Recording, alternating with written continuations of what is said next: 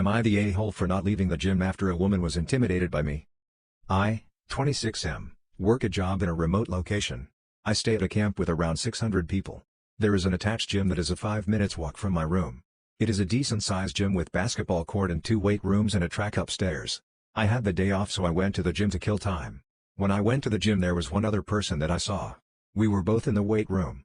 After I finished my second set of my first exercise she came over and told me that she felt uncomfortable being alone in the gym with a guy and asked if I would leave. I told her I would go to another part of the gym but thought it was unreasonable to ask me to leave. She gave me an annoyed look and left the gym. I had already started and didn't want to stop and come back later. On the other hand it's only a 5 minutes walk to my room so it would have only been a minor inconvenience for me to leave and come back later since she was there first. Am I the a-hole for asking future Mill not to tell my toddler they make her sad? My, 28F, oldest son is 3-yo. My fiancé's, 32M, mom came over few weeks ago and when leaving, asked my 3-yo for a hug. He initially said no and walked away. Came back unprompted and hugged her. She said oh good BC I was going to be sad. My fiancé's, aunts and best friends edits, I sent her this. Summed up, we're teaching 3-yo that he's in control of his own body and soft-defined boundaries regardless of how it makes someone feel. If he's trying to make someone upset on purpose, that's a different story. We don't want him to go against his boundaries to make someone feel better. I'm sure you just want to show he's important to you but we'd appreciate it if you could show it in a different way. Thmeal, I'd appreciate you not sending me these kinds of messages and we have these conversations in person. Thank you. OP, I don't really see a difference to be honest. I would have said the same things in person. I didn't see this topic as one that needs to be discussed too much. If you have a response I'm obviously open to hearing it, but it won't change the fact that saying things that could make my kids feel guilty and responsible for others' feelings will be accepted. Again, you can show that you care for the boys but not in ways that make them feel bad. Thmeal, BC having adult conversation via text I believe are pretty cowardice. When you address me or any other adult, via text, it's not really appropriate, so I will end this conversation with if you can't talk things over with me instead of telling me what not to do then that in itself is a problem. So I'm done. OP, again, I would say the same words to you in person, nothing cowardice about the method I choose to say these words. The reason I didn't see it made sense to do it in person is BC I'm essentially asking you a favor and it's your choice to acknowledge it or not. I wasn't looking for a debate about it, just asking that you please not make certain comments to my babies. I'm alright if she'd prefer me to discuss something like this in person, but why ignore my initial message? Seems like blame shifting / diverting to me.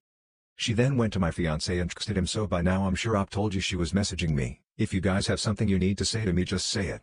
They had a 30 minutes phone call and my fiancé told me she said she's already distanced herself from coming over and she'll distance herself more if she has to.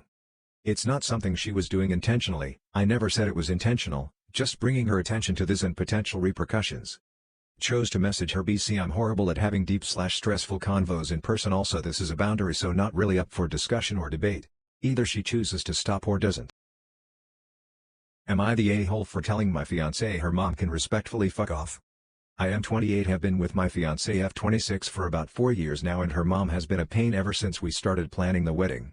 The main issue at the moment seems my fiancé is easily swayed by her mom's thoughts and opinions, which seems to be starting to cause rifts between us that were never there before. I have to preface this by saying I make the bulk of the money and understand this causes power imbalances for some people but never us. After we got engaged her mom started talking about how I send money to my relatives overseas but never to any of theirs and that I'm picking sides.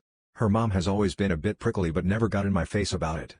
I've tried compromising, told my fiancé he'll cover all the bills outside of rent being at 50-50 and whatever she has in excess she can send to her family herself, but that I wouldn't send anything personally. Well her mom came round during some of the wedding plans and cursed me out for not stepping up as a man with everyone present.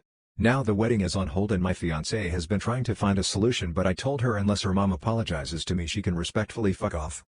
Thing is now everyone is pissed only one being a voice of reason is my dad says I should maybe step back from this temporarily. Am I the a-hole for telling my sister that people are allowed to look annoyed by her toddler and baby on a plane and that it's entitled to say they should feel sorry for her because it's even worse for me because she made the choice to take them on the plane? Note, I'm well aware fathers are equally responsible for their children and her husband was with her on the flights, but he wasn't present for the conversation and it was only with my sister so focuses on her. My sister Chelsea has 2 children, 22 months and 6 months, and last month her and her husband decided to go on a holiday to Europe before they'd have to buy a seat for the kids. She said the kids were terrible flyers and basically cried the whole way on both trips. We are from Australia, and wouldn't settle. She has made a lot of passive-aggressive posts on social media about how entitled non-parents are about kids on planes and how people need to have more sympathy for mums because they are suffering more than they are because their babies won't settle and being a parent is hard. She's been kinda whiny in general since she became a mum, always complaining about how hard it is, and she makes a lot of snide comments to me about how it must be nice that I sleep in etc. because I've chosen not to have kids. The plane situation came up when I saw her last night. She started talking about it again and I asked her if something specific happened or if someone was rude to her about the kids, and she admitted that they weren't really. People just looked visibly annoyed as the kids refused to settle, and on one of the flights, the person next to her asked the flight attendant if there was anywhere else she could sit after a couple of hours and looked really disappointed when told there wasn't as the flight was full. She also said they were rude because none of them offered to help her or give her reassuring smiles and comments. I said that people have the right to be annoyed at a baby crying the whole way from Melbourne to Singapore on a flight that leaves at 1 a.m. in the morning and lands at like 9 a.m., and she went off saying that they don't and her kids have a right to fly. I told her I never said they didn't, just that people have the right to not be thrilled to be seated next to her infant who cries the whole way, and that they don't have to feel more sorry for her than themselves because she is responsible for bringing the kids onto the plane and created the situation. I also said that no one but her and her husband are obligated to look after their children on a flight, and it isn't fair to expect the people around her to help with them. She stormed out and complained to my parents who backed my up, but our other sister started dogpiling me too, so I just went home. Am I the a-hole for refusing to change my daughter's clothes at a birthday party? I, 34F, have 2 kids, 8M and 4F. My daughter's name is Aurora. My husband, 36M, and I chose that name because it was slightly similar to my late Phil's, and worked well with our last names. It had nothing to do with the princess from Sleeping Beauty. In spite of that, we've had fun with that movie in the past, and ever since my daughter realized that she shared names with a Disney character, Princess Aurora has been her favorite. Our family went to Disney World in July, and while there, we bought my daughter a Princess Aurora costume. She adores it, and wears it whenever she has the chance. 2 weeks ago, one of Aurora's friends from school threw a princess-themed birthday party. She encouraged her friends to wear costumes. My daughter wanted to go as her favorite character, which didn't surprise me at all. When we got to the party, the birthday girl came to greet my daughter, and she was also dressed as Princess Aurora. I didn't know what her costume was going to be prior to the party. I got worried for a second, but the birthday girl was actually really excited. She said that they looked like twins. It was adorable. They ran off to play and I forgot about the costumes for a while. About 30 minutes into the party, I was at a table with some of the other moms when the birthday girl's mother came up to me. She asked if I had brought any spare clothes for Aurora. I said yes, I always bring an extra shirt and shorts for her. She then asked me to change my daughter into the spare clothes and out of her costume. The mother explained that she'd hired a photographer to walk around taking pictures of the kids, and was also planning on getting a group photo near the end of the party. She didn't want anyone wearing the same costume as her daughter in these pictures. She also thought her daughter might get jealous, since my kid gets to share her name with their favorite princess. Now, if the birthday girl was the one who had a problem, I might have considered changing Aurora into her spare clothes. But no, she was genuinely excited they were dressed the same.